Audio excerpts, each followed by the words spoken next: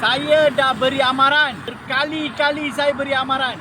Tapi orang buat tak tahu. Semalam ada lagi satu kemalangan di sini. Betul-betul di sini. Soalan saya kepada kedua-dua wakil rakyat Tanjung Malim dan juga YDP Majlis Daerah Tanjung Malim. Selepas ada kematian di sini, baru anda akan bertindak ke?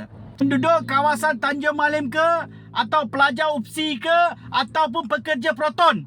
Siapa nak mati dulu? Saya rayu hadapan pejabat JKR Daerah Mualim dengan pegang pelekat. Mohon satu lampu isyarat di sini. Tetapi anda tidak peduli.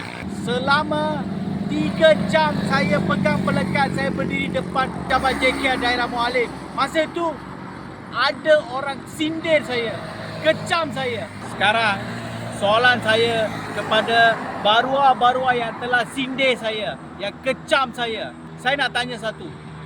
Segala kecaman anda, sindiran anda, boleh tak bawa balik satu nyawa yang telah hilang semalam di sini?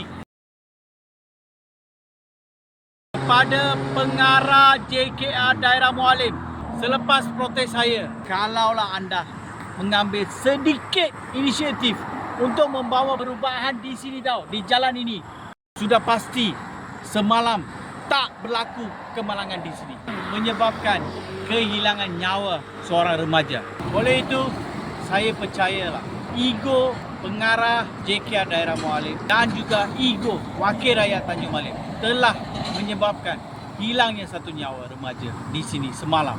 Saya juga ingin meminta maaf kepada keluarga mangsa sebab saya tak gandakan usaha saya untuk membawa satu lampu isyarat di sini.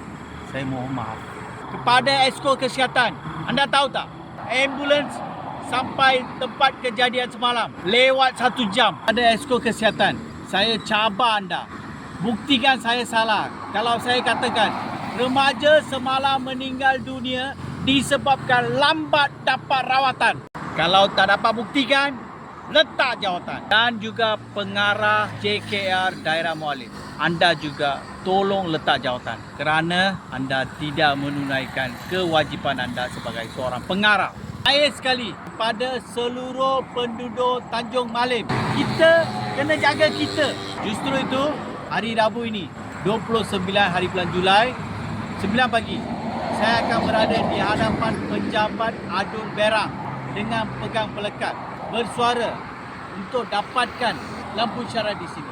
Saya tak akan berhenti dan saya mohon kepada seluruh penduduk, datanglah bersama saya, bersuara bersama saya supaya selepas ini tiada satu nyawa pun hilang di sini lagi.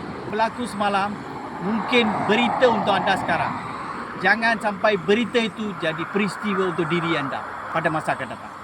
Kita kena bersuara.